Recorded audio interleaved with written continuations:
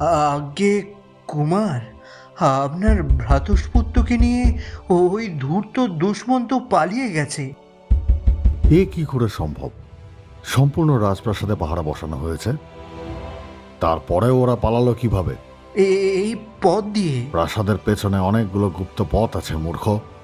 নির্দিষ্ট পথের নাম বলো। এটা গুপ্ত জলপথ প্রভু। প্রাসাদের যে গুপ্ত খালপথ আছে সেই পথে।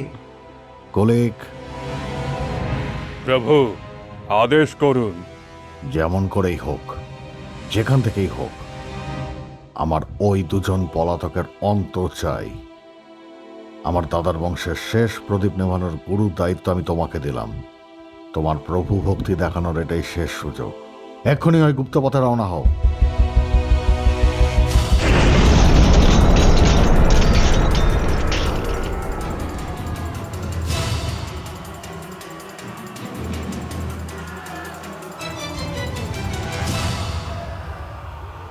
জাদু বাবা, ওরা ওরা আমাদের পালানো পথটা দিয়ে ঢুকে পড়েছে। এখন এখন ওরা আমাদের পেছনে। আর সময় নেই আহিম, আমাদের পালাতেই হবে। জলে ঝাঁপ দাও।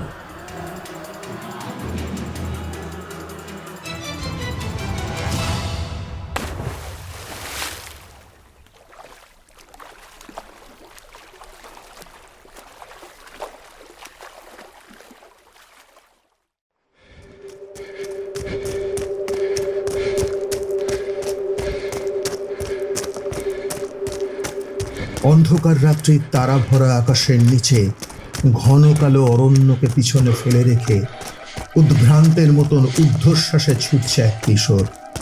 তার পোশাক আলুথালু। অনেকটা পথ ছোটার ফলে মাথার অবিন্যস্ত চুল ঘামে ভিজে ঘাড়ের সঙ্গে লেপ্টে আছে।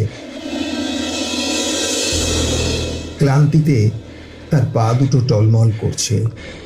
ক্লান্ত কিশোর অরণ্যের বাইরে খোলা জায়গাটাতে পৌঁছে একটু থমকে দাঁড়িয়ে পড়ে বলল, জাদু বাবা, আর আর দৌড়াতে পারছি না। তার সঙ্গেই থাকা প্রৌঢ় ব্যক্তিটি চাপা স্বরে ফিসফিস করে বললেন, এখানে দাঁড়িয়ে পড়লে হবে না আহিম। ঘাতকের দল আমাদের পিছনেই ধেয়ে আসছে। যে কোনো মুহূর্তে ওরা আমাদের খুঁজে বের করে ফেলতে পারে। কিন্তু কিন্তু এই অন্ধকারে ওরা আমাদের খুঁজে পাবে কি করে? না না জাদু বাবা, একটু দম না নিয়ে আমি কিছুতেই না।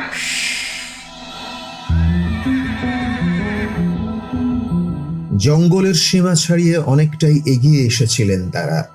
এখন পিছনে ফেলে আসা সেই জঙ্গলের মধ্যে থেকে অস্পষ্ট ক্ষীণ স্বরে ভেসে এলো ঘোড়ার খুঁয়ের শব্দ। আর সেই আওয়াজ কানে আসতেই অস্থির হয়ে উঠলেন প্রৌঢ় মানুষটি। এদিকে এসো, তাড়াতাড়ি।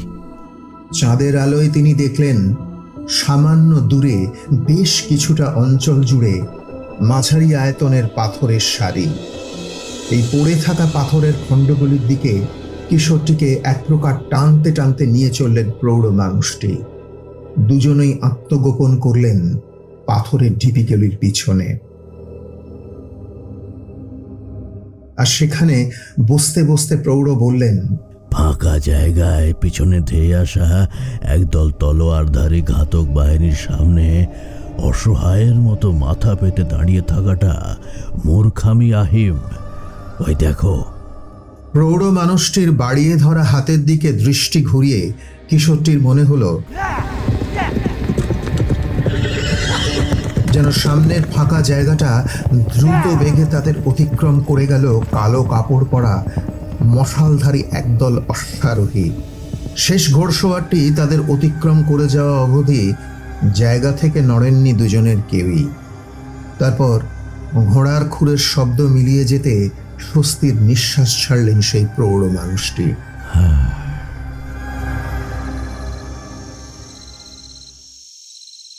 আমরা এখন কোথায় যাচ্ছি জাদু বাবা? সামনের এই প্রান্তরটি ধরে আরেকটু এগিয়ে গেলেই পর্বতের সীমানা আরম্ভ। খুব বেশি হলে আর আধ বেলার পথ। ওইখানেই মাথা তুলে দাঁড়িয়ে আছে মহাকাল পর্বত।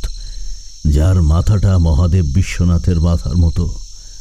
ওই পর্বতমালার পাদদেশ ধরে সোজা একটানা 3 দিন চললে মানস সরোবর পড়বে। এর উত্তর দিকে বেশ কিছুটা গেলে আমাদের অভীষ্ট লক্ষ্য সাম্ভালা। অনেকটা কাছাকাছি চলে এসেছি আমরা। তোমার বিশ্বাসঘাতক কাকা তার পোষা নেকড়েদের আমাদের দিকে লেলিয়ে না দিলে। কাকামশাই এই কাজটা না করলেও পারতেন। সিংহাসনের লোভে আপন বর্দার বংশকে নির্বংশ করবার এই দুর্বুদ্ধি মাথায় যে কিভাবে এলো? বাবা মাকে এভাবে নৃশংস সংহার করেও তার মন ভরেনি, এখন আমাকেও। বাকি কথা আর শেষ করতে পারল না কিশোরটি। গলা বুঝে এলো তার। স্নেহার্দ্র সহানুভূতি মাখা চোখে কিছুক্ষণ তার দিকে তাকিয়ে রইলেন প্রৌঢ়। তারপর আর্দ্রস্বরে তিনি বললেন, লালসা মানুষের জন্মগত দোষ, আর তাতে ইন্ধন পড়লেই তা হয়ে ওঠে সর্বনাশী। তোমার কাকাকে একা দোষ দিও না আহিম। তোমার কাকামশাইকে উস্কানি রাজপ্রাসাদের ভিতরে লোকই দিয়েছে।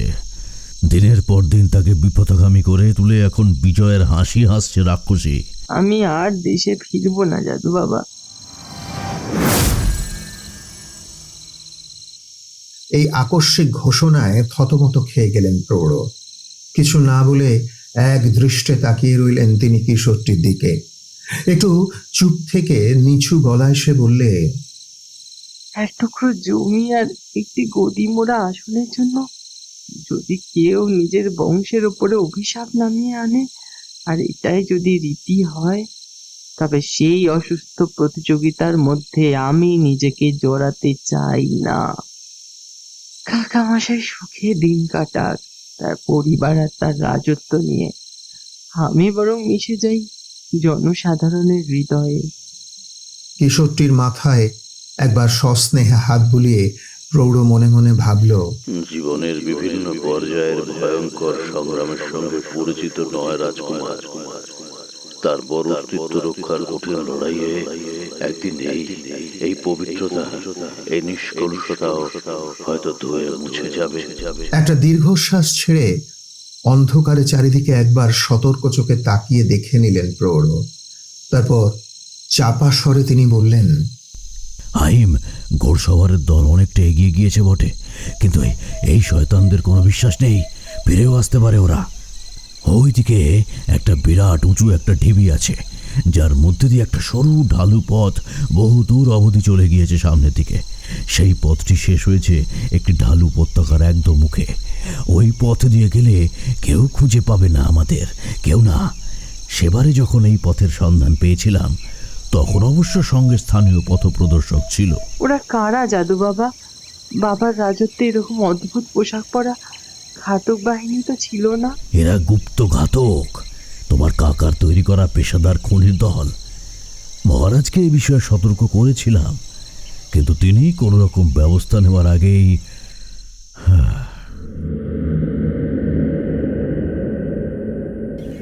বিভিন্ন অস্ত্রে এরা কুশল। যে কোনো অভীষ্ট সাধনে এরা বদ্ধপরিকর, তা সে ভালোই হোক বা মন্দ, ধর্ম হোক বা অধর্ম। এরা এদের শিকারকে রেয়াত করে না। সরাসরি যুদ্ধে এদের পরাজিত করা অসম্ভব।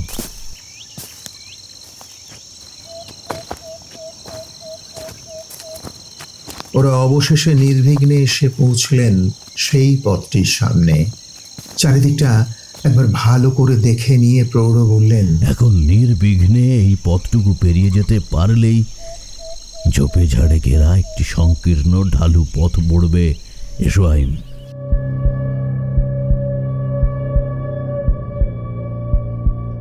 এক বুক আশঙ্কা নিয়ে মাঝখানের রাস্তাটি অতিক্রম করলেন দুইজনে।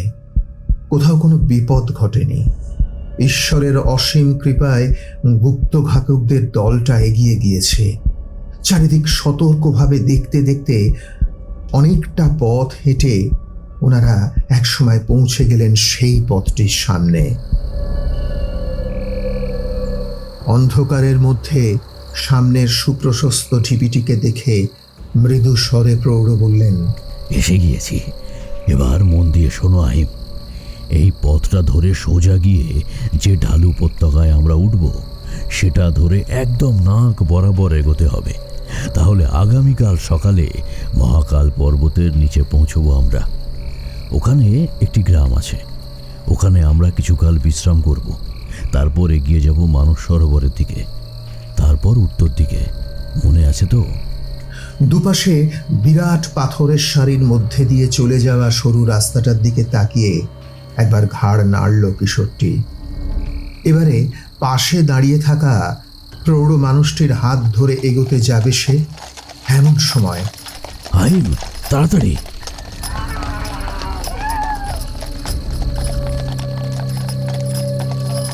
অন্ধকারের মধ্যে পেছন থেকে আচমকা অনেকগুলো ঘোড়ার খুঁড়ের এগিয়ে আসার আওয়াজ কানে আসতেই চমকে উঠলেন প্রৌঢ়। সংকীর্ণ পথটিতে প্রবেশের ঠিক মুখটিতেই একটি মাঝারি আকৃতির পাথরের টুকরো পড়েছিল।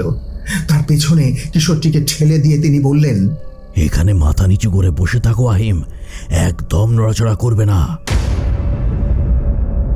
তারপর একটা শ্বাস ছেড়ে সামনের দিকে 2 পা এগিয়ে এলেন প্রৌঢ়। সার সত্যটা তিনি বুঝতে পেরেছেন। নিজের মনে তাই বলে উঠলেন, এই অন্ধকারের মধ্যেও আহিমকে নিয়ে যদি এগিয়ে যাই তাহলেও আমাদের ঠিক খুঁজে বার করবে দুর্বৃত্তের দল।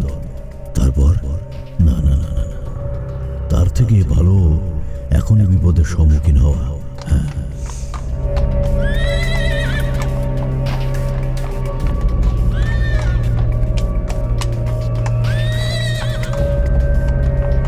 আরে দুশ্মন তো দেখছি। তাহলে আমার অনুমানটি ঠিকই ছিল। আমার মন বলছিল তোমাদের এখানেই খুঁজে পাবো।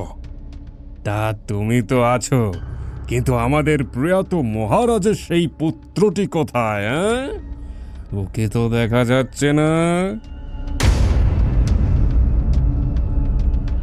6-7 জনের অশ্বারোহী দলটি এগিয়ে এসে দাঁড়িয়েছে দুষ্মন্তের একেবারে সামনে। ঘোড়ার পিঠ থেকে নেমে 2 পা এগিয়ে এসে দাঁড়ালেন প্রতিটি ঘাতক। এবারে তাদের দলপতি 1 পা এগিয়ে এসে বললেন কথাগুলি।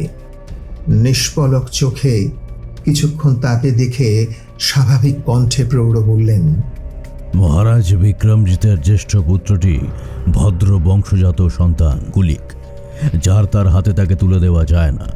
তোমার মতো অন্ধকার থেকে উঠে আসা শয়তানদের হাতে তো একদমই নয়। থামো!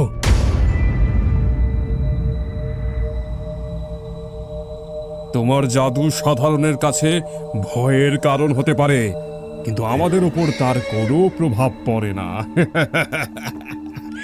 ভণ্ড জাদুকর, তাড়াতাড়ি বল রাজপুত্র কোথায়? আমাদের হাতে সময় বেশি নেই। হ্যাঁ, রাজপুত্রের কাটা মুন্ডুটি নিয়ে আমাদের আবার ফিরতে হবে রাজধানীতে। বলো তাড়াতাড়ি, বলো। এই ঘন অন্ধকারের মধ্যে রাজপুত্রকে আর কোথায় খুঁজতে যাবে? তার থেকে একটা গল্প বলি শোনো। সাম্রাজ্যের পূর্ব দিকে বহু যোজন দূরে মরুভূমি অতিক্রম করে পীত নদীর ধারে পীত জাতির দেশ, সেখানে নাকি বাস করে অতিকায় এক ধরনের অর্ধেক পাখি অর্ধেক সরীসৃপ। প্রাণ আছে যেহেতু এদেরকে প্রাণী বলা যাক বরং। এই প্রাণীগুলি অদ্ভুত প্রকৃতির। এদের দেহ সরীসৃপদের মতো, কিন্তু এদের পা আছে, আবার ডানাও আছে। আর তা ব্যবহার করে এরা নাকি উঠতেও পারে আকাশে।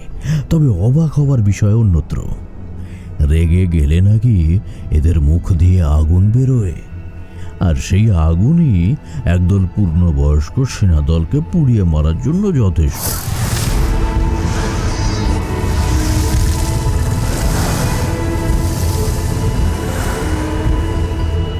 বহু যুগ আগে এই প্রাণীর খোঁজ পেয়ে আমি স্বয়ং ধাওয়া করেছিলাম এই রূপকথার পিছনে। জানো সেই অভিযানের শেষে কি পেয়েছিলাম? গল্প শোনার সময় বা আগ্রহ কোনোটাই আমাদের কাছে নাই। জাদুকর, তাড়াতাড়ি বলো, রাজপুত্র কোথায়? আমি ওই প্রাণীটির সন্ধান পাই, তারপর আমি পালিয়ে আসি ওর মুখের আগুন চুরি করে নিয়ে। পিছন দিক থেকে সামনে 2টি হাত নিয়ে এলেন প্রৌঢ় দুষ্মন্ত। হাত দুটি বাড়িয়ে ধরলেন তিনি সামনের দিকে মুঠো সোজা করে।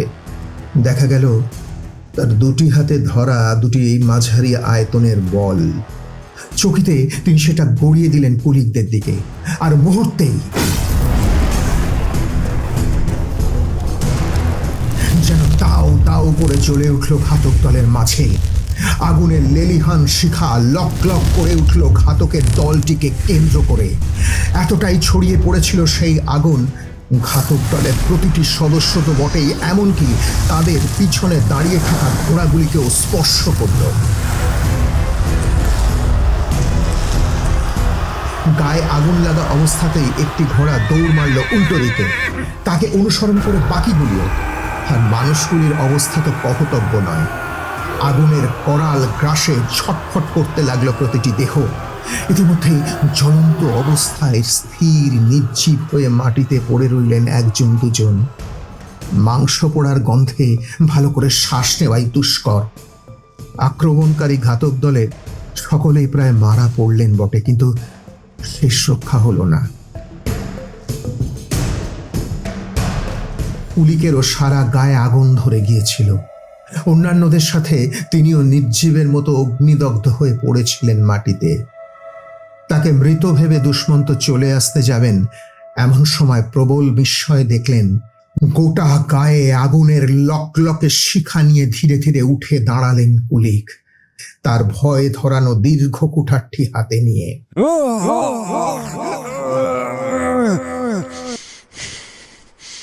কোথায় যাচ্ছ প্রচন্ড জাদুকর? তোমার শয়তানি জাদুর পুরস্কার মূল্য সাথে নিয়ে যাবে না। এদিকে এসো।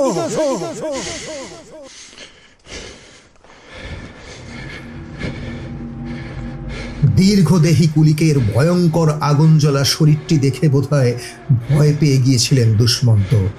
ভয় দুপা পিছিয়ে এসেছিলেন তিনি। ততক্ষণে টলতে টলতে একেবারে সামনে চলে এলেন কুলিক। এবারে হাতের কুঠারটা নিয়ে সর্বশক্তি দিয়ে এক পা ঘুরে গিয়ে কুঠারটি একেবারে সামনের দিকে ঘুরিয়ে দিলেন তিনি। তারপর ধপ করে মাটিতে পড়ে গেল কুলিকের দেহ। মারা গেলেন তিনি অগ্নিদগ্ধ হয়ে। দুষ্মন্ত অবশ্য কুলিকের মৃত্যু দেখতে পাননি। তিনি শুধু দেখতে পেলেন একটি কুঠারের দীর্ঘ প্রান্ত ভাগ একটা ঝিলিক দিয়ে ধেয়ে এলো তার দিকে। তারপর নির্জন প্রান্তরে খোলা আকাশের নিচে অগ্নিদগ্ধ মৃতদেহগুলির থেকে অনতি দূরে পড়ে রইল দুষ্মন্তের স্কন্ধ কাটা মৃতদেহ। সাঙ্গ হল তার জীবনের 2-20 সাতের খেলা।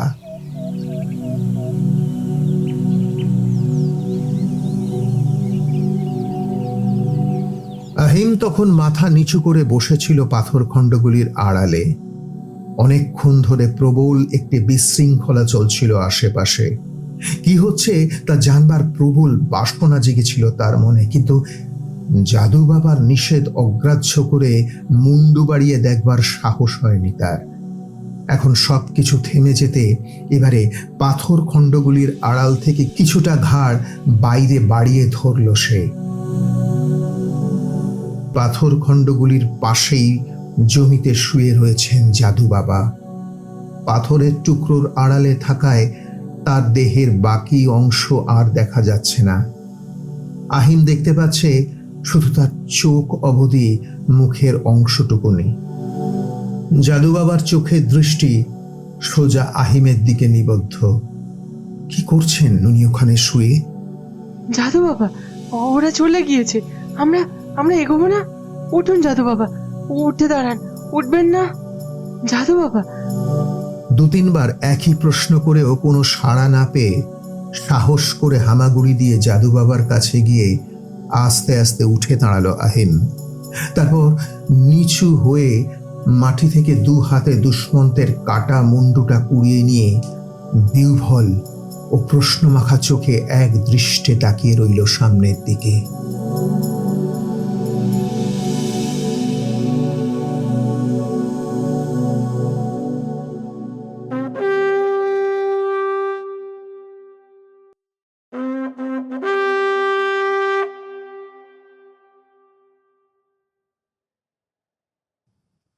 ঠিক এইখানটাতেই বেগুলের সুতীক্ষ্ণ তীব্র আওয়াজে ঘুম ভেঙে গেল নন্দীশের। ধড়মড় করে উঠে বসলেন তিনি। চোখ কষলে নিয়ে চারিদিকে একবার দেখলেন, তারপর বালিশের তলা হাতড়ে বার করে আনলেন ঘড়ি। হাতড়ে পাশের ছোট টেবিল থেকে টর্চটা নিয়ে আলো জ্বেলে বললেন, 4টে বাজে, উঠতে হবে। সকাল 6টার সময় শিফট পরিবর্তন, আর তারপর তো দুপুর 2টো অবধি প্রহরার দায়িত্ব তো আমাদেরই। বিছানার বাইরে পা দুটি ঝুলিয়ে চুপ করে ঘাড় নিচু করে বসে রইলেন নন্দীশ। হাত পা কেমন যেন ঝিম মেরে রয়েছে তার, কেমন যেন একটা আড়ষ্ট ভাব কাজ করছে তার শরীরে। কপালে হাত বুলিয়ে স্বপ্নে দেখা বাচ্চা ছেলেটির মুখটি একবার ভাবার চেষ্টা করলেন তিনি। মুখটা এতটাই স্পষ্ট যে তার মনে হলো যেন স্বপ্নে দেখা ঘটনাস্থলেই দাঁড়িয়ে তিনি। আর কাটা মুন্ডুটা হাতে নিয়ে বাচ্চাটি যেন দুটি ডাগর চোখ মেলে সোজা তারই দিকে চেয়ে আছে। আশ্চর্যের বিষয়, সাধারণ নিয়মে বলে মানুষের স্বপ্নে এক অপরিচিত মুখ দুবার ফেরত আসে না। আমি নিশ্চিত এই বাচ্চাটাকে বাস্তবে কোথাও এর আগে দেখিনি। তবে এমন আশ্চর্য ঘটনা আমার সাথে ঘটল কোন যুক্তিতে? আজ থেকে 1 সপ্তাহ আগে ভোর রাত্রে এই বাচ্চাটিকেই স্বপ্নে দেখে ঘুম ভেঙে গিয়েছিল। আজ আবার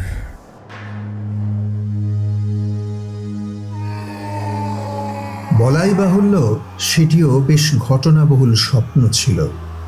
আবছা তার মনে পড়ছে এক পাল জবরজং পোশাক পরা অস্ত্রধারী লোক মারামারি, কাটাকাটি, হইচই, আর্তনাদ করছে। পুরো বিষয়টি ঘটছে একটি বিরাট বড় প্রাসাদের মতো কোনো বাড়ির ভিতর। একজন মধ্যবয়স্ক রাজপুরুষকে মেরে ফেলা হলো তারই চোখের সামনে। অনেকগুলি তলোয়ারধারী লোকের ভিড় ছিল জায়গাটিতে। সেখান থেকে বেশ কয়েকটি ঘর পেরিয়ে একটি ছোট ঘরের একটি আবলুস কাঠের দরজার পাল্লা ধরে টানা হেঁচড়ায় ব্যস্ত একজন ব্যক্তি। আর তার ঠিক পাশেই ঘরে ঢোকবার প্রবেশ পথের দিকে ভয়ার্ত চোখে মেলে তাকিয়ে এই বাচ্চাটি দাঁড়িয়েছিল যে এই বিষয়ে কোনো সন্দেহ নেই নন্দীশের। দরজার পাল্লাটি ধরে টানা হ্যাঁচড়া করতে করতে অবশেষে পাল্লাটি খুলতে সক্ষম হন প্রৌঢ় মানুষটি। তারপর ভেতর থেকে বন্ধ করে দেন খোলা দরজাটিকে। কি হচ্ছিল ওখানে? তার চেয়েও বড় কথা, এসব ভুলভাল স্বপ্ন আমি কেন দেখছি? আর আর ওই বাচ্চাটি বা কে? উফ, কি ব্যাপার? আমাদের একমাত্র ভরসা ক্র্যাকশট গোখলে এরকম বাচ্চাদের মতো বিছানার বাইরে পা ঝুলিয়ে ভোর ভোর কি নিয়ে চিন্তা করছে? যা কি যে বলো না। তা কেন বলবো না বলো? এই সিয়াচেন থেকে এত দূরে পাহাড়ের এই নিচে এই ক্যাম্পে তুমি তো একমাত্র স্বীকৃত স্নাইপার। বাকি 2-3 জন তো অবস্থা গতিকে হাতে ড্রাগুনভ তুলে নিতে বাধ্য হয়েছে মাত্র। আরে তোমার মতো একজন সহকারী অবজারভার না থাকলে আমি একা কি করতাম? ওই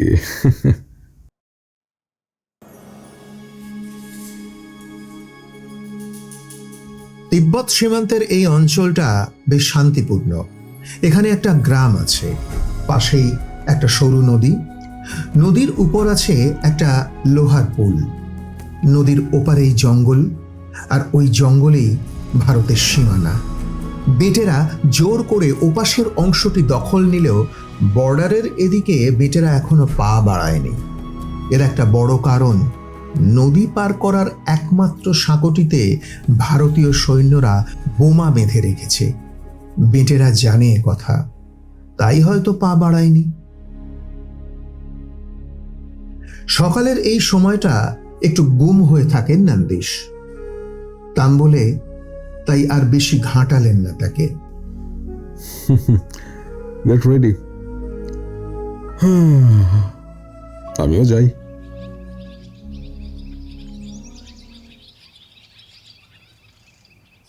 কাকের বাসার মাথায় চড়ে দূরবীন দিয়ে চারদিকটা একবার দেখে নিয়ে বললেন তাম্বলে।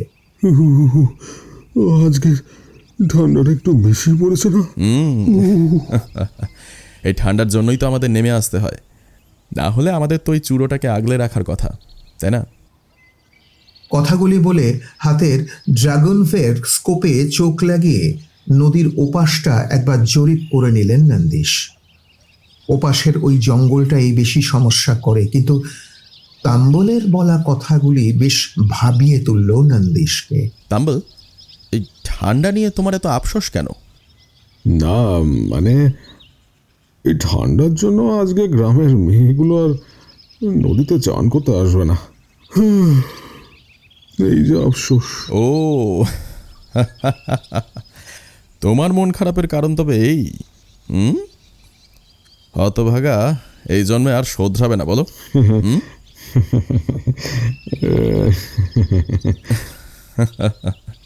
জানো, ছোটবেলায় স্কুলের বইতে টেকনোলজি অফ ম্যানকাইন্ড বলে একটা প্রবন্ধ পড়েছিলাম। তোমার কথা শুনে সেটার কথা মনে পড়ে গেল।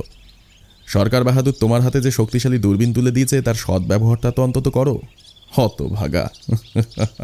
আরে ভাই, ডিউটি তো পালিয়ে যাচ্ছে না, তার মাঝে একটু এনজয় করলে সমস্যার কি আছে? আগেই দেখে নিয়েছি আশপাশের কোথাও কোনো মেটে নেই এই স্নাইপার! কথাগুলি তাম্বল শেষ করতে পারলেন না। বিনা মেঘে বজ্রপাতের মতোই হঠাৎ কোথা থেকে একটি বুলেট এসে ফুঁড়ে বেরিয়ে গেল তার মাথা। মুখের কথা মুখেই রয়ে গেল তার। ফেটে যাওয়া মুখের একাংশ আর ছিটকে বেরিয়ে আসা ঘিলু নিয়ে তার শরীরের ঊর্ধ্বাংশটি বীভৎসভাবে হেলে রইল একদিকে। বিস্ময়ে ঠিকরে বেরিয়ে আসা চোখে পাশে পড়ে থাকা বন্ধুর মৃতদেহের দিকে তাকিয়ে নিজের অজান্তেই চিৎকার করে উঠলেন তিনি। এতে ডিউটিতে থাকা অন্যান্য জওয়ানরাও সতর্ক হয়ে গেলেন। তাম্বলের মৃত্যু এতটাই দ্রুত হয়েছে যে মুখের সামনে ধরা সিগারেটটিও তিনি জ্বালানোর সময় পাননি। লাইটারের আগুনটুকু নিয়ে এসেছিলেন শুধু মুখের সামনে, আর তারই মধ্যে গোখলে, ঠিক আছো তো? সরা দাও ভাই, ঠিক আছো? ঠিক আছে। নিচে বেশ কিছুটা দূর থেকে ভেসে এলো কমান্ডার ইনচার্জ সুরেশ বেনিয়ালের অধীর গলা। নন্দিশ বুঝলেন তিনি জীবিত আছেন কিনা সেটাই ট্রেঞ্জের ভেতর কনফার্ম করতে চাইছেন বেনিওয়াল। ওরা লোহার পুলে আমাদের রাখা বোমাগুলিকে নিষ্ক্রিয় করে দিতে চাইছে। আমাদের একজন জওয়ান মারা গিয়েছেন ওই হতচ্ছাড়া লোহার পুলটিকে উড়িয়ে দিতে গিয়ে। কোনো এক পাজির পা ঝাড়া স্নাইপার পেছনের জঙ্গল থেকে গার্ড দিচ্ছে ওদের। তুমি কি উপর থেকে ওকে ট্র্যাক করতে পারবে?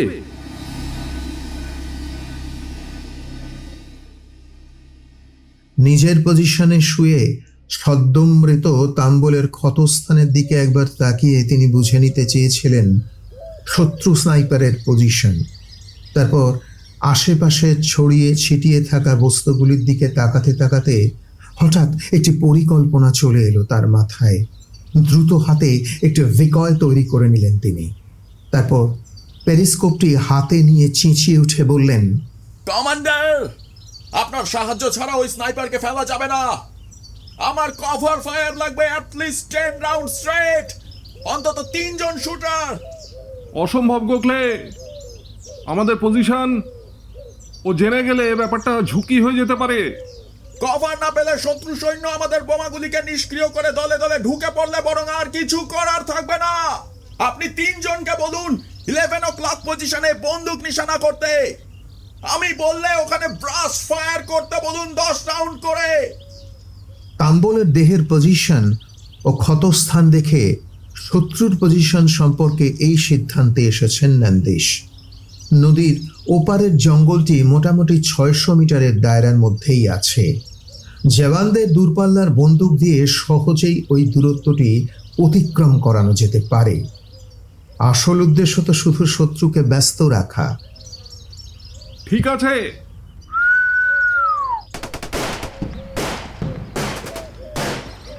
মুখ দিয়ে আওয়াজ বের করতেই তিনজন শুটার তাদের জায়গায় শুয়ে পড়ে এলোপাথাড়ি গুলি ছুঁড়তে লাগলেন নির্দিষ্ট দিকটি লক্ষ্য করে। পেরিস্কোপে চোখ লাগিয়ে জঙ্গলের ওই অংশটি ভালো করে লক্ষ্য করতে লাগলেন নন্দিশ। কিছুক্ষণ পর নিজ পক্ষের ফায়ারিং বন্ধ হতে এবার হাতের দড়িতে একটা মৃদু টান দিতেই ওর অপর প্রান্তে বাঁধা একটি লাঠি মৃদুভাবে উঠে এলো ওপরে। লাঠির মাথায় একটি আর্মি হেলমেট বসানো ছিল। সেটি এবারে কভার ছেড়ে ওপরে উঠতেই আচমকা এক টুকরো আলো ঝলকানি দেখা গেল জঙ্গলের ওই বিশেষ অংশে। পরক্ষণেই একটি গুলির শব্দের সাথে সাথে হেলমেটটি যেন উড়ে গিয়ে পড়ল কাকের বাসার অপর প্রান্তের দেওয়ালে। এক টুকরো বাঁকা হাসি বেরিয়ে এলো নন্দিশের মুখ থেকে। অবশেষে হার মেনেছে বিপক্ষের স্নাইপার তার বুদ্ধির কাছে। প্রথমে এলোপাথাড়ি গুলি ছুঁড়ে ওকে আতঙ্কিত করে তোলো, তারপর ওর সামনে একটি ভিকয় খাড়া করে দাও। স্নায়ুর চাপে অনভিজ্ঞ স্নাইপার গুলি ছুঁড়ে নিজের পজিশন উন্মুক্ত করে দেবে। তারপর একটা লম্বা শ্বাস ছেড়ে স্কোপে চোখ রেখে নন্দিশ দেখতে পেলেন জঙ্গলের লতাপাতার আড়ালে বুকে হামাগুড়ি দিয়ে এগিয়ে চলা একটি অস্পষ্ট কৃষ্ণবর্ণের দেহাবয়ব। যাক, ছোঁড়া একই ভুল আর দ্বিতীয়বার করেনি। তবে প্রথমবার গুলি ছুঁড়ে যদিও নিজের পজিশন প্রথমেই বদলে ফেলতো, তাহলে হয়তো এত সহজে।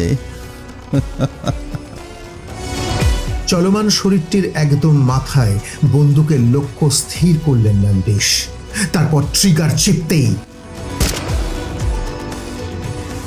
জঙ্গলের ঘন লতাপাতার মধ্যে একবার ঝাঁকুনি দিয়ে উঠেই স্থির হয়ে গেল হামাগুড়ি দেওয়া সেই মূর্তিটির দেহ। ভালো করে সেটিকে একবার দেখে নিয়ে এবারে লোহার সেতুর দিকে বন্দুক ঘোরালেন নন্দিশ। ব্রিজের ওপরে অনেকগুলি শত্রু সেনা, ওরা আমাদের বোমাগুলিকে নিষ্ক্রিয় করে দিচ্ছে। হাঁ করে তাকিয়ে দেখছো কি? ফায়ারিং শুরু করো তোমরাও ছোকরারা, আর হ্যাপি হান্টিং।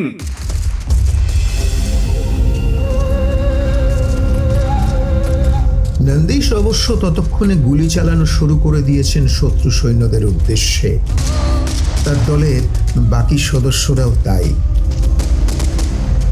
নদীর এপার থেকে ভারতীয় সেনারা গুলি ছোঁড়া শুরু করতেই পাল্টা উত্তর দিকে শুরু করে দিল শত্রুরা।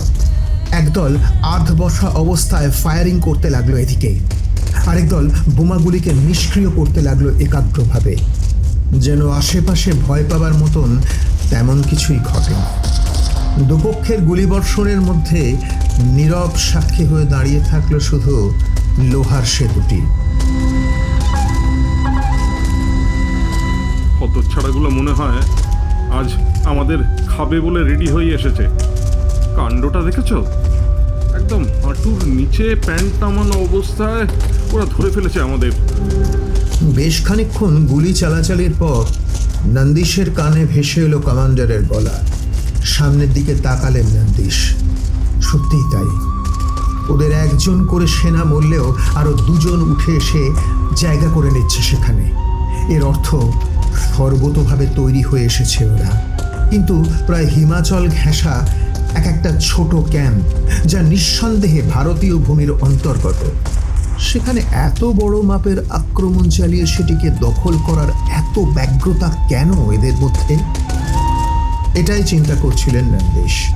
হঠাৎ স্কোপের মধ্যে দিয়ে চোখে পড়ল একজন ক্যাপ্টেন নিজের দলের দিকে তাকিয়ে দুবার হাত নেড়ে কি যেন একটা নির্দেশ দিলেন কাউকে। ব্যাপারটা যে কি চলছে তা বোঝার জন্য বন্দুকের স্কোপটা ইতিউতি ঘোরাচ্ছিলেন তিনি। এমন সময়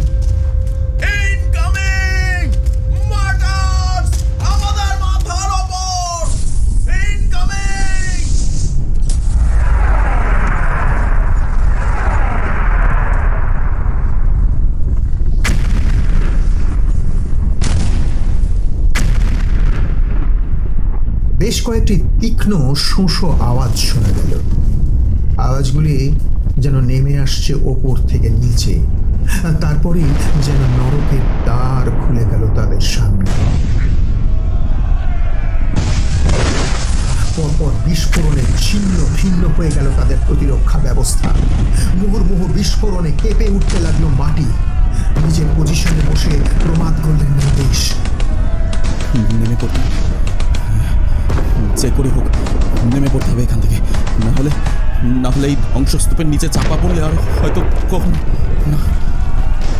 প্রবল ধোঁয়ার মধ্যে দিয়ে দুলতে থাকা সিঁড়ি বেয়ে কোনো মতে টলতে টলতে এক পা করে নেমে আসতে লাগলেন নন্দীশ। এমন সময় একটা আগুনের গোলা যেন আচমকা ফেটে পড়ল কাকের বাসার মাথায়। এক টুকরো আগুন যেন ছুঁয়ে গেল নন্দীশকে। ভারসাম্য হারিয়ে মাধ্যাকর্ষণের টানে তার দেহ নেমে এলো নিচে নরম বালির ওপর।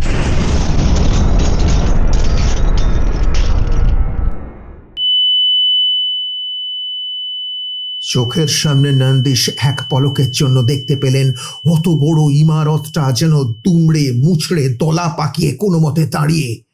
তারপরে চোখ বন্ধ হয়ে গেল তার। নিচের বালিতে অবহেলায় পড়ে রইল নন্দীশের দেহ। বিশৃঙ্খলার মাঝে কেউ একবার উঁকি মেরেও দেখলেন না সেদিকে।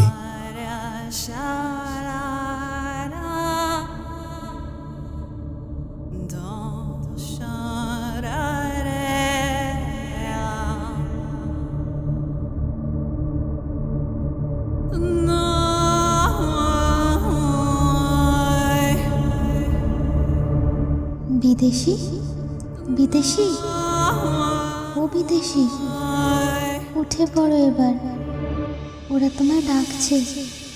বিদেশি। একটা কচি গলার আওয়াজে ঘুম ভেঙে গিয়েছিল আহিমের। চোখ মেলে দেখলেন একটি পাহাড়ি বাচ্চা মেয়ে নিষ্পাপ মুখে ডেকে চলেছে তাকে। তার দিকে তাকিয়ে ফ্যাকাশে মুখে একবার হাসলেন আহিম। তারপর উঠে বসতে গিয়ে কাতরোক্তি করে শুয়ে পড়লেন তৎক্ষণাৎ। তার গোটা পিঠ জুড়ে অসম্ভব ব্যথা। পিঠে পড়া নিষ্ঠুর চাবুকের দগদগে ঘাগুলি এখনো স্পষ্ট। এ বাবা, শুয়ে পড়লে কেন?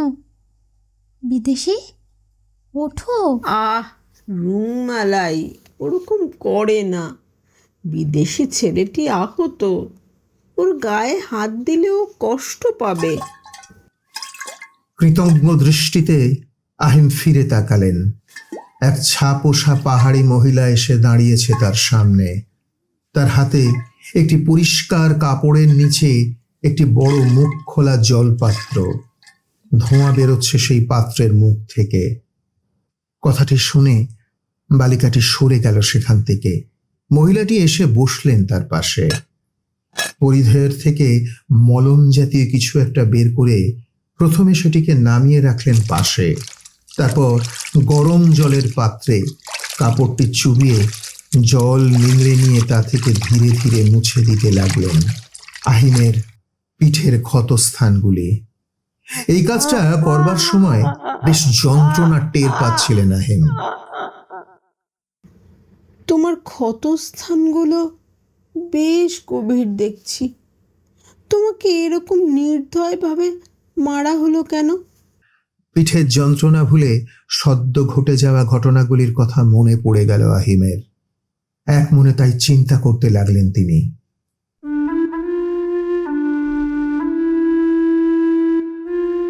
জাদু বাবা মারা যাবার পর অকস্থল ছেড়ে চলে আসেন আহিম। যদিও পথ খুব একটা সহজ ছিল না।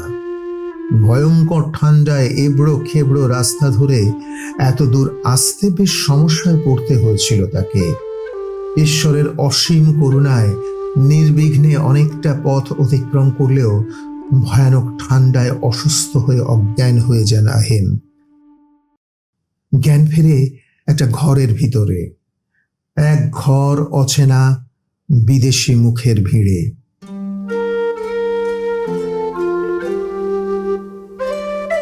জাদু বাবা মহাকাল পর্বতের পাদদেশে যে গ্রামটার অবস্থিতির কথা উল্লেখ করেছিলেন, সৌভাগ্যক্রমে এটি সেই গ্রাম। এই সত্যটি আবিষ্কার করে উৎপ্রফুল্ল হয়ে উঠেছিলেন আহিম। এক পায়ে খাড়া হয়ে তৎক্ষণাৎ বেরিয়ে পড়তে চেয়েছিলেন তিনি, কিন্তু তার পরিকল্পনা জানতে পেরে তার উৎসাহে জল ঢেলে দেন গ্রামের প্রধান ও প্রবীণতম মানুষটি। ঘাড় নাড়তে নাড়তে তিনি বলেন, তোমার তোমার নাম কি? আহিম। তোমার বয়স কত বাবা? ৫০ পুরনো সবে? সামহালার কথা তুমি জানলে কি করে? বুড়োর তুবড়ে যাওয়া বলিরেখা ভর্তি মুখে এক অদ্ভুত স্নিগ্ধতার ছাপ খুঁজে পেয়েছিলেন আহিম।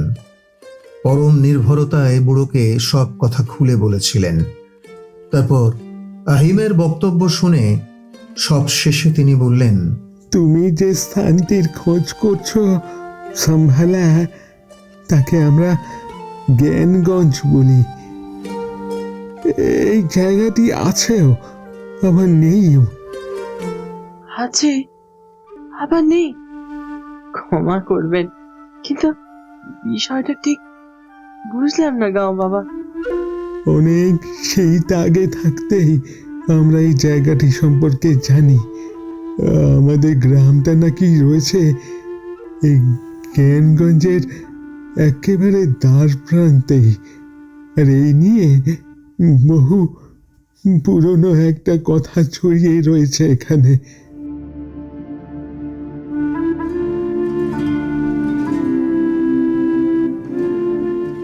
বহু শীত আগে যখন পাহাড়গুলোতে ডানা থাকতো, তারা যখন উঠতে পারত, তখন একবার এরকম একটা পাহাড় এসে নেমে পড়েছিল এখানে।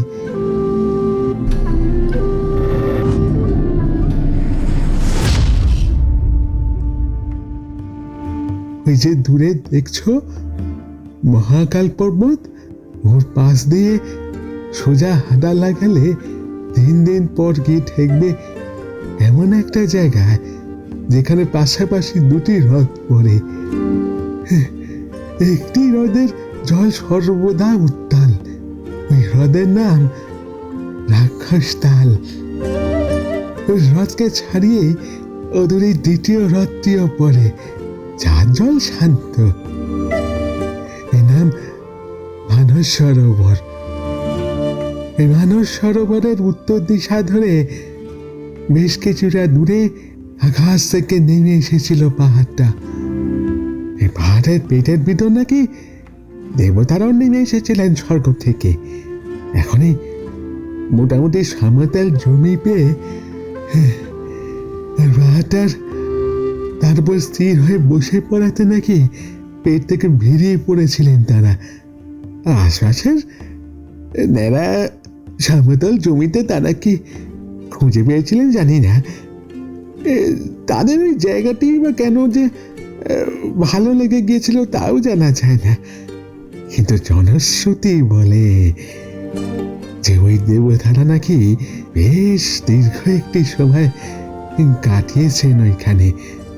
একটা লম্বা সময় পর তারা আবার ঢুকে পড়েন ওই পাহাড়ের পেটের ভিতর।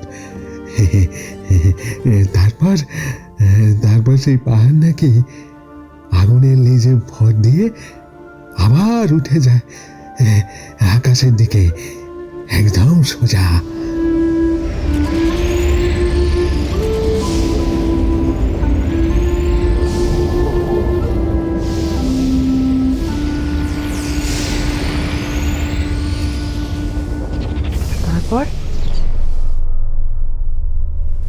তারপর থেকেই জায়গাটি পাল্টিয়ে যেতে থাকে। ওর বাতাসে কি আছে জানি না, 25 বছরের ছোঁড়াকে কয়েক দণ্ডের মধ্যে 80 বছরের বুড়োর মতো দেখতে লাগে। নিঃশ্বাস নিতে কষ্ট হয়, চোখে চোখে ভুল ভাল দেখে লোকে। তারপর এক সময় গাবি খেতে খেতে পড়ে মারা যায়। জ্ঞানগঞ্জের ধারে কাছে আমরা কেউ কোনোদিন যেতে পারিনি, শুধু নামই শুনে গেছি আজীবন, কিন্তু কিন্তু ওই মায়াবী জায়গাটির প্রকৃত অবস্থান যে কোথায় তা আমরা কেউই জানি না, কারণ আমরা কোনোদিন খুঁজেই পাইনি ওই জায়গাটিকে। শোনো আহিম, মাথা থেকে জ্ঞান গঞ্জাবার পোকাটাকে তাড়াও বাবা। ওরা একটা অনেক জায়গা, একটা স্বপ্নের মতো, যার কোনো বাস্তবিক ভিত্তি নেই। যা শুনলে তা সবই গুজব, এর মধ্যে কোনো সততা নেই। যুগ যুগান্তর ধরে অনেক লোক খুঁজেছে জায়গাটিকে, কিন্তু কিন্তু কেউ কোনোদিন ওটিকে। কি আছে ওখানে যার টানে লোক দৌড়ে গিয়েছে ওই জায়গাটিকে খুঁজতে? এই ব্যাপারে নিশ্চিতভাবে কিছু বলা যায় না। কেউ বলে ধনরত্ন, কেউ বলে মায়াবী সব অস্ত্র, যার সাহায্যে যে কোনো পথ চলতি মাতাল ভিখারি থেকে রাতারাতি রাজা হয়ে উঠতে পারে। কেউ যায় শান্তির খোঁজে, কেউ যায় শুধু হারিয়ে যাওয়ার জন্যই। কিন্তু যারা গিয়েছে তারা কোনোদিনও আর ফেরত আসেনি।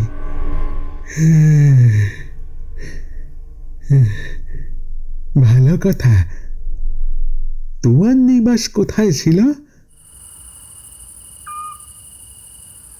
স্থানীয় এক বৃদ্ধার বাড়িতে আশ্রয় পেয়েছিলেন আহিম। ভেবেছিলেন রাতটা সেখানে কাটিয়ে পরের দিন আবার বেরিয়ে পড়বেন ভাগ্যের খোঁজে। রাত্রে খাবার পর অনেকক্ষণ গল্প হলো। তারপর নিজের ঘরে জানলা দিয়ে বাইরের চাঁদ দেখতে দেখতে একসময় ঘুমিয়েও পড়েছিলেন আহিম। কিন্তু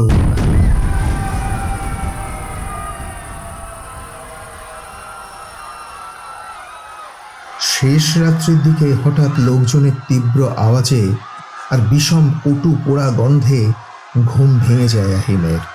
ঘুম ভেঙে ধড়মড় করে উঠে বসেন তিনি। বাইরে তখনও বেশ অন্ধকার। এরই মাঝে কালো ধোঁয়ার ঘন আবরণের মধ্যে দিয়ে দুহাত দূরের দৃশ্য যেন ভালো করে দেখা যাচ্ছে না।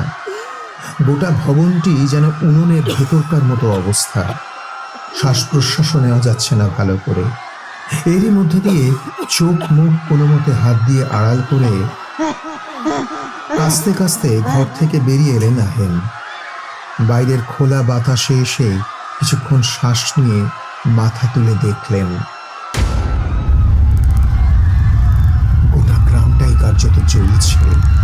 সামনে পিছনে ডাইনে বাঁয়ে প্রতিটি ভবনে অগ্নিসংযোগ করা হয়েছিল। কয়েকটি ভবনে ইতিমধ্যেই ভেঙে চুরে সম্পূর্ণ ভস্মীভূত হয়ে গিয়েছে, কয়েকটি এখনো আগুনের করাল গ্রাসে। আশেপাশে লোকজনের হুড়োহুড়ি, বিশৃঙ্খলা, দৌড়োদৌড়ি, আর্তনাদ। বড় বড় চোখ মেলে কিছুক্ষণ তো তাকিয়ে দেখলেন আহিম। তারপরেই সামনের দিকে চোখ গেল তার। দেখলেন সামনের খোলা প্রান্তরে গ্রামের সবাইকে ঘিরে দাঁড়িয়ে কালো কাপড় পরা একদল বর্ষাধারী, আর অপর একটি প্রান্তে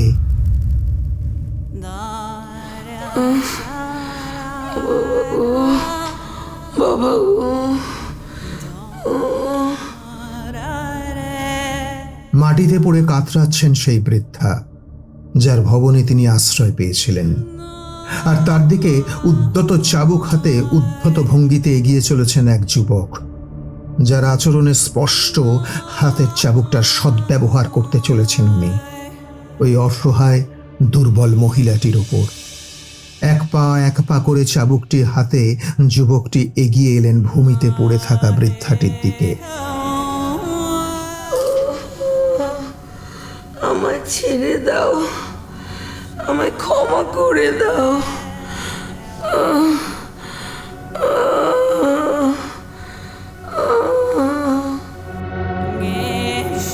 কাতর স্বরে তিনি তখনও ক্ষমা ভিক্ষা করে চলেছেন সামনের দিকে, করুণভাবে হাত বাড়িয়ে। যুবকের অভিব্যক্তিতে কোনো বিবেক দংশন দেখা দিল না। অকম্পিত হাতে চাবুকটা তুলে নিলেন। তারপর সপাং করে শব্দ করে সেটি নেমে আসতে লাগলো বৃদ্ধার পিঠ লক্ষ্য করে। চমকে উঠেছিলেন গ্রামবাসীরা।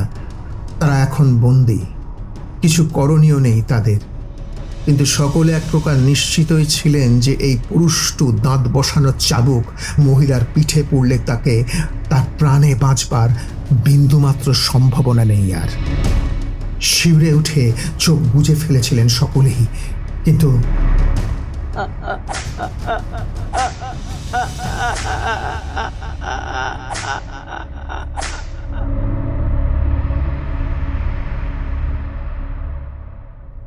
ভাঙা গলায় কিশোর কণ্ঠে আর্তনাদ ভেসে আসতে আবার চোখ মেলে সামনে তাকালেন সবাই। দেখা গেল কোন ফাঁকে দৌড়ে এসে ভূমিতে শায়িত বৃদ্ধার শরীরের ওপর নিজের শরীরটা পেতে দিয়েছেন আশ্রিত সেই বিদেশি ছেলেটি, যাকে আগের দিন সন্ধেবেলায় তারা কুড়িয়ে পেয়েছিলেন গ্রামের বাইরে। মনোরঞ্জনের এই হঠাৎ বিঘ্নে বোধহয় ক্ষেপে গিয়েছিলেন যুবকটিও। হাতের চাবুক একেবারের জন্যও না থামিয়ে পরপর মেরেই গেলেন তিনি। তীক্ষ্ণ শীষের শব্দ তুলে প্রতিটি চাবুকের ঘা নেমে আসতে লাগলো বৃদ্ধার দেহকে আড়াল করে রাখা সেই কিশোরটির দেহের ওপর। তারপর এক সময় হাঁপিয়ে গিয়ে প্রহার বন্ধ করলেন যুবকটি। সব কটাকে শোকটে তোল, এদের সবার বিচার হবে। আরে ছোড়াকে পাঠিয়ে দে আমার ঘরে।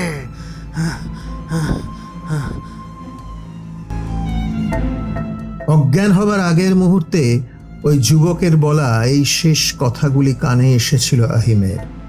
তারপরেই তিনি জ্ঞান হারান।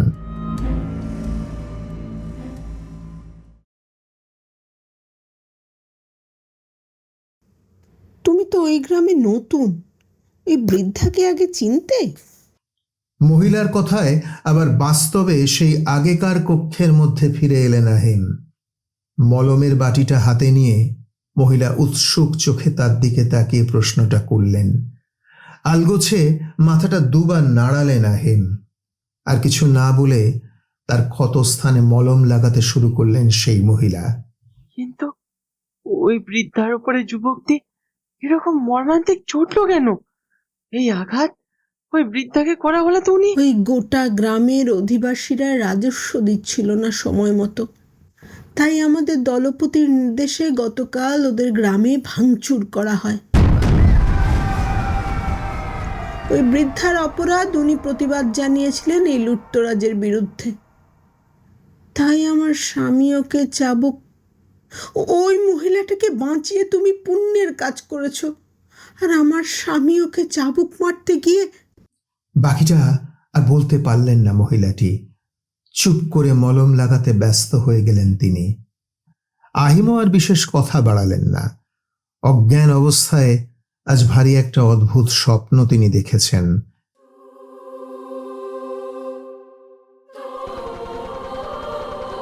একটা অদ্ভুত অচেনা পরিবেশে যেন ঠেলে উঠছেন তিনি। এলাকাটি বোধহয় কোনো পাহাড়ি অঞ্চলই হবে, নয়তো এরকম উঁচু নিচু ভূমিরূপ সমতল কখনোই হয় না। তাকে ঘিরে চারপাশে বিচিত্র পোশাক পরা অনেক মানুষের দৌড়দৌড়ি, আর্তনাদ, ধোঁয়া, আগুন আর বিকট আওয়াজের সঙ্গে বিরাট বিরাট বিস্ফোরণ, যেন ইন্দ্রদেবের ছোঁড়া বজ্র এসে সপাটে আঘাত করছে মাটিতে, উড়িয়ে দিচ্ছে সব কিছু।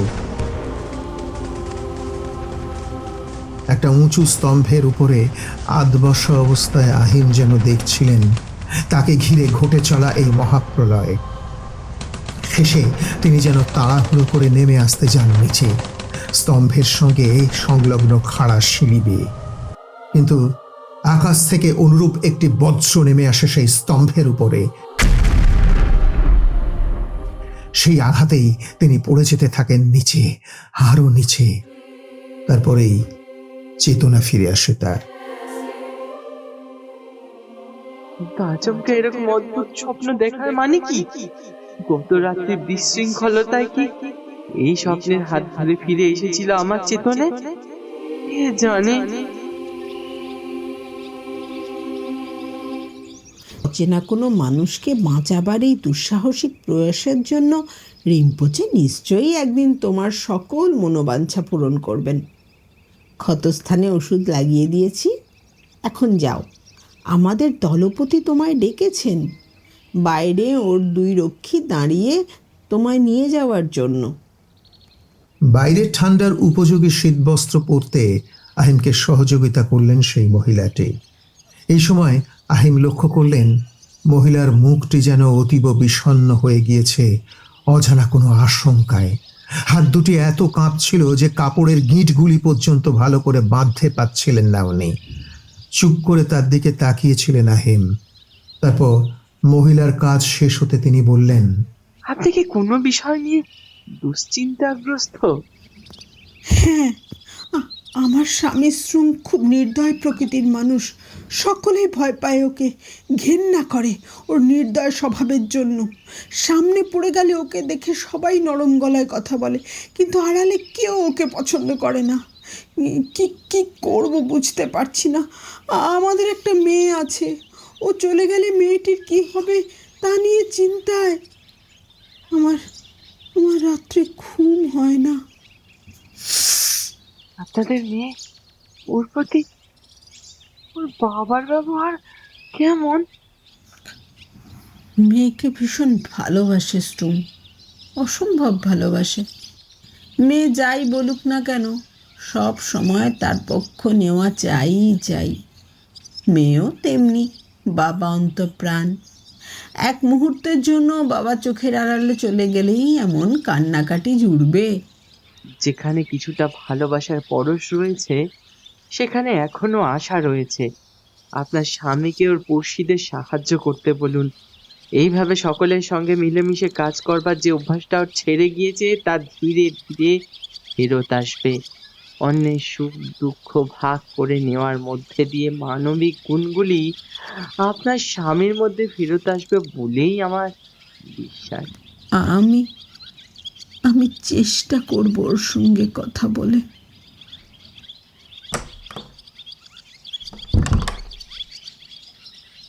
একটা স্মিত হাস্য হেসে ভবনের বাইরে বেরিয়ে এলেন আহিম। এগিয়ে গিয়ে মিলিত হলেন তার জন্য অপেক্ষারত প্রহরীদের সাথে। এরপর তারা সমবেতভাবে এগিয়ে চললেন দলপতি ভবনের উদ্দেশ্যে।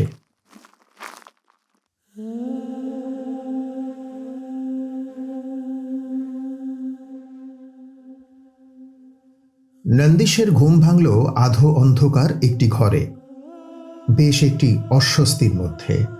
ঘুম ভাঙবার পরেও বেশ কিছুক্ষণ তন্দ্রাচ্ছন্ন রইলেন তিনি। আবার একটা স্বপ্ন দেখেছেন তিনি, কিন্তু এবারের স্বপ্নটি একদম অন্যরকম। যেন এবার অনেকগুলি পাশাপাশি ঘরে আগুন জ্বলছে। আগুন লেগে গিয়েছে যেন আস্ত একটি গ্রামে। চেঁচামেচি, হই হুল্লোড়, বিশৃঙ্খলা আর একটি পাহাড়ি যুবতীর অনাবিল সৌন্দর্যে ভরা কান্না ভেজা মুখ। এই যুবতীটি তার সঙ্গে কথা বলেছেন বিজাতীয় কোনো ভাষায়। কোন ভাষায় তা নন্দীশের আর তা মনে নেই, কিন্তু যুবতীটির মুখশ্রীটি এতই সরল, এত স্নিগ্ধ যে সেই মুখ যেন সরাসরি বসে গিয়েছে তার হৃদয়ে।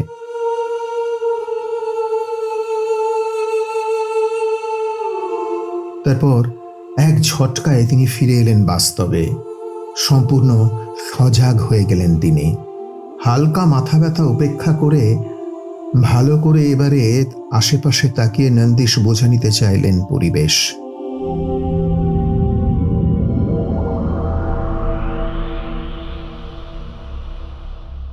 ঘরটিতে অবশ্য দেখার কিছুই ছিল না, বেশিরভাগটাই অন্ধকার। শুধু মাথার ওপর একটি কম পাওয়ারের বাল্ব জ্বলায় বোঝা যাচ্ছে যে নন্দীশের সামনে একটি ছোট গোল টেবিল রয়েছে।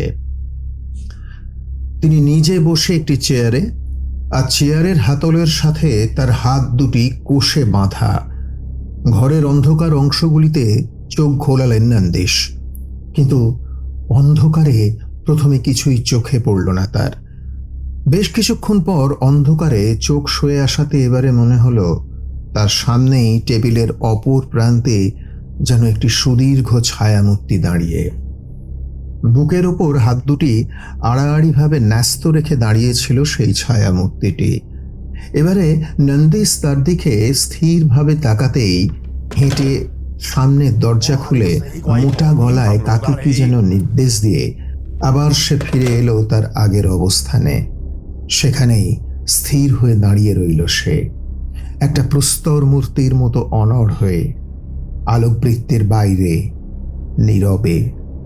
বোঝা গেল প্রয়োজনের অতিরিক্ত একটি কথাও সে বলতে রাজি নয়। হঠাৎ দরজা খুলে সেখানে প্রবেশ করলেন এক মধ্যবয়স্ক চীনা কর্নেল। তাকে দেখেই সন্ত্রস্ত হয়ে একপাশে ঘুরে স্যালুট জানালো ছায়ামূর্তিটি। তারপর সসম্ভ্রমে সে সরে গেল সামনে থেকে। ঘরে ঢুকে বন্দি নন্দীশের দিকে একবার ভালো করে তাকিয়ে আপাতমস্তক তাকে মেপে নিলেন কর্নেল। তারপর মাথার টুপিটি খুলে তিনি রাখলেন নন্দীশের সামনে টেবিলের উপর। এবারে টেবিলে দু হাতে ভর দিয়ে দাঁড়িয়ে নন্দীশের দিকে তাকিয়ে ভাঙা ইংরেজিতে তিনি বললেন, আমার নাম কর্নেল ইউফেই জিং। তোমার নামটি তো বোধ হয় শ্রীযুক্ত নন্দীশ গোখলে, হ্যাঁ ঠিক কিনা?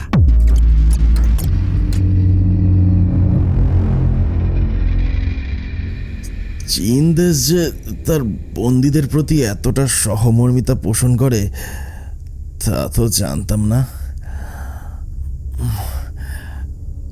এতটা অল্প সময়ের মধ্যে যে আপনারা আমাদের পার্সোনাল রেকর্ড চেক করে নাম পরিচয় বের করে ফেলবেন তা তো আমি ভাবতেই। 14 ঘন্টা অত্যন্ত লম্বা সময় লিউটেন্যান্ট। তাছাড়া আজ সকালের যুদ্ধে তোমার হাতে আমাদের দলের সবচেয়ে নির্ভরযোগ্য স্নাইপার মারা পড়েছে। কাজেই কিছুটা বাড়তি মনোযোগ তো তুমি আশা করতেই পারো। 14 ঘন্টা?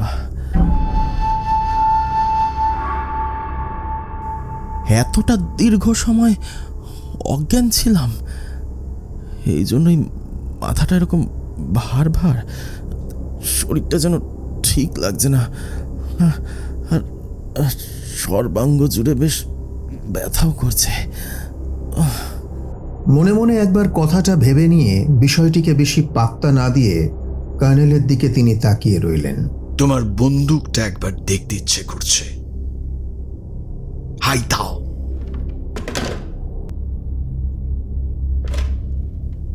নির্দেশ পেয়ে বাইরে বেরিয়ে গেল কর্নেলের দীর্ঘ ছায়ার সঙ্গী। পরক্ষণেই আবার ভেতরে ফেরত এলো সে। তার হাতে ধরা নন্দীশের ড্রাগন স্নাইপার রাইফেলটি, সেটা হাতে নিয়ে কর্নেল ভালোভাবে পরীক্ষা করতে লাগলেন বন্দুকটিকে। 7.62 চেম্বার, হাওয়া দ্রুত বেগে কেটে সামনে এগিয়ে যাওয়ার মোক্ষম দাওয়াই। এটা কি? High recoil compensator. এর বাঁটটাও তো মনে হচ্ছে কাস্টমাইজড। বাহ! তোমার অবজারভারকে লিক্সিং যখন সোজা মাথায় গুলি মারে তখন ওর দূরত্ব কত ছিল জানো? প্রায় 800 metre. He was a magician, the maestro. তুমি তো দেখছি রেগে গেলে। যা, কাজের কথায় আসি। তোমাদের কয়েকজনকে ইচ্ছার বিরুদ্ধে বন্দি করতে হলো, কারণ তোমাদের কম ডিটেলস পরীক্ষা করে দেখলাম একটি রিএনফোর্সমেন্ট টিম আসছে এই ক্যাম্পের লোকেশনে। ওই টিমটি কবে আসবে তা বলে দাও, তোমার ছুটি। কথা বলতে বলতে হঠাৎ পেছনে দাঁড়িয়ে থাকা হাইতাওয়ের দিকে ঘুরে ফিসফিসিয়ে কি যেন একটা নির্দেশ দিলেন কর্নেল। মাথাটা একবার সামনের দিকে ঝুঁকিয়ে নীরবে ঘর থেকে বেরিয়ে গেলেন হাইতাও। এবারে নন্দীশের দিকে ঘুরে কর্নেল বললেন, তোমার কথা শুনে মনে হয় তুমি শিক্ষিত।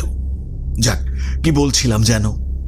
ও হ্যাঁ, তোমাদের রিইনফোর্সমেন্ট টিম কবে আসছে ওটি বলবে না তো? জানতাম।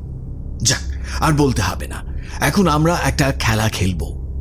আমার সহকারী এখনই ফিরে আসবেন এই খেলার উপযোগী অপর ব্যক্তিকে নিয়ে। ওই যে বলতে না বলতেই এসে গিয়েছেন উনি। দরজা ঠেলে ঢুকলেন হাইতাও। কালো কাপড়ে মুখ ঢাকা ও হাত পিছমোড়া করে বাঁধা অপর একজন ব্যক্তিকে সঙ্গে নিয়ে পিছন পিছন ঢুকলেন আরেকজন গার্ড, একটি ছোট বসার চেয়ার নিয়ে। টেবিলের সামনে চেয়ারটিকে পেতে দিতে হাইতাও প্রথমে সেই ব্যক্তিকে জোর করে বসালেন চেয়ারের ওপর। তারপর তার হাতের বাঁধন খুলে হাত দুটি সামনের দিকে জড়ো করে একটি হ্যান্ডকাফ দিয়ে আটকে দিলেন সে দুটিকে। সবশেষে টান মেরে মুখের ঢাকনা সরিয়ে নিতেই কমান্ডার! গোখলে